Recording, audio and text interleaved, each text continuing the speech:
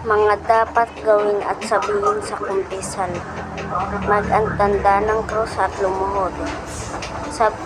Lumapit sa pare at sabihin sa pare, "Padre, basbasan mo po ako sapagkat ako po ay nagkasala.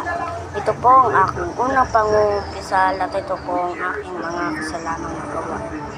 Tapos pagkasabi niyo na po ang inyong mga kasalanang nagawa, sabihin niyo po, "Ito po lamang, Padre." At pagkatapos po dun, sabihin niyo na po ito. Sundin niyo lang po ang mga gagawin o sasabihin ng mga ng pare sa inyo.